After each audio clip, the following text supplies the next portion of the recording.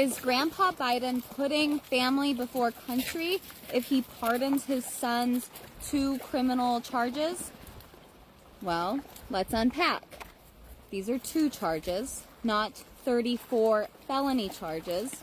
Now, Grandpa President, there's a bit of a quagmire in this situation because right now he has power, but that same power is being transferred to like his worst enemy and somebody who will most likely be retaliating against him and who is best buds with like Elon and Putin, who will be whispering sweet little nothings in Donna's ear, telling her what she should do to get back at Donna's worst enemy. And we know Donna has judges on her side. The thing about the American justice system is it is not real life. It is an illusion and a figment of the imagination of a country. Here's the real math for our justice system. White plus man plus money equals 0 accountability. That is not a justice system that is serious. It's a farce. Now, I'm not going to say unanimously, but I think many people in the exact same situation as Grandpa Biden would do exactly what he is planning on doing. Some of my own examples of our justice system includes 2 specific stories. 1, I was 21 years old and I got into my ex's vehicle where he snatched my phone for me, locked the doors, and started driving towards Pyramid Lake, and he told me that he was going to put me in a pre-dug hole. Well, I rolled down the window, demanded that he pulled over, and if he didn't, I was going to throw all his work stuff out of the window. He did pull over. He refused to give me my phone. I thought that phone was like my lifeline.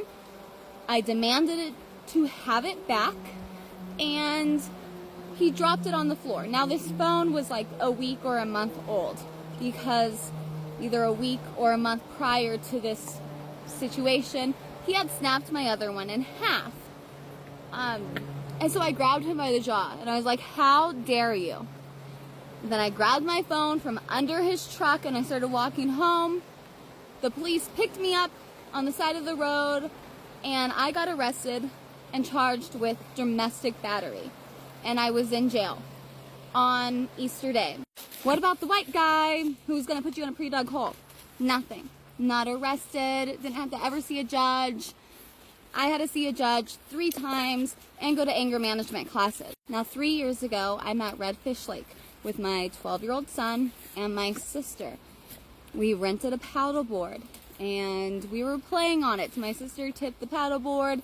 The life jackets that were on the paddleboard got lost in the horseplay, and a cop flags us over, away from the dock, away from the lodge, kind of in this excluded, hidden corner of the lake, and he starts questioning me about our life jackets, and then he tells me, well, I need to get off the paddle boat and I need to meet him on the shore.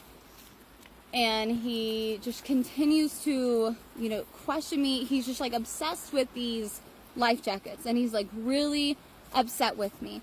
So he handcuffs me and he like bends me over and he manhandles me. I was handcuffed for over an hour in front of my son and my sister. He gave me a field sobriety test. I had not been drinking. I was not acting drunk at all because I just hadn't been drinking. And I really started to get, like, my spidey senses started going haywire. And after about an hour of being in handcuffs, I told my son and my sister, I was like, you need to run to the lodge and get your phones and call 911. I do not feel safe. Call 911 right now. Well, I called 911 and they're like, well, the only cop that is nearby is the one that you're with, and there's nobody else. So they didn't even help me. I do think that my life was very much in danger. This cop was obviously somebody who hates women, and had I not tuned in to the reality of the situation, I think I'd be at the bottom of Redfish Lake right now. And then I started thinking about this man in another case just a year before, a lady who looked a lot like me. She's about my size, about my weight. She went missing from a trail that was near that lake, and nobody's ever seen her again. And they say that, she was just a hiker and she's probably like still out there somewhere. And I've never ever believed that. We have never found any evidence of her remains. I think somebody saw their opportunity and took her. And I was like, for all I know, it could be this woman-hating cop. The timeline is so unusual. Like, I mean, they are just, both incidences, I think, are like 11 months apart. I felt that my life was in danger. Both of these situations.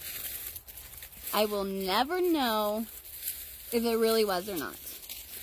But I took action. And did I ever get justice? Did I press charges? No, I wanted to stay off these guys' radars. Now, I kind of have a feeling that maybe the dirty cop has a catfish account and he keeps a close eye on me, because I documented exactly what that butthole did to me, and I put out there into the public my suspicions that he could possibly be connected to Bayard, who went missing. I'm not saying he is. I'm just saying, I mean, the dude has access to a boat, and whoever took that hiker was similar in appearance, height, and weight as me. So, just being, like, I felt like I was really, really targeted that day at the lake for not a reason that deserved so much hostility and manhandling. I even asked the people who worked there, who rent out the boats. I was like, do the cops issue tickets for no life jackets often? The answer is yes. Does it usually result in somebody being handcuffed for an hour? The answer was no. There was something weird that day. Now, maybe he was just having a bad day. Maybe both cases are completely isolated and these men are safe and they never had an issue prior and never will in the future. But I couldn't take that chance. I had to take action when I did, and that's it. I mean, I want nothing to do with either of them moving forward. I figure if they are bad guys and we're going to, put girls in pre-dug holes or put them at the bottom of the lakes, they're not going to do it now, because I've been very, very public about my paranoia towards them. So, who knows? Maybe I even saved lives. But, no cop has ever been there for me. No. Well, not in those situations. I am a big fan of calling the police, actually. Because if I do not feel safe, I am calling the freaking police. But then again, I'm not a black person, so there is very little chance that I'm going to be shot because I call the police and ask for help. So, for the most part, I do feel safe getting somebody else's attention on me. Not in the 2 cases that I shared with you, but there's a lot of other stories. Men have always made me feel uncomfortable, and my go-to is 911 every time.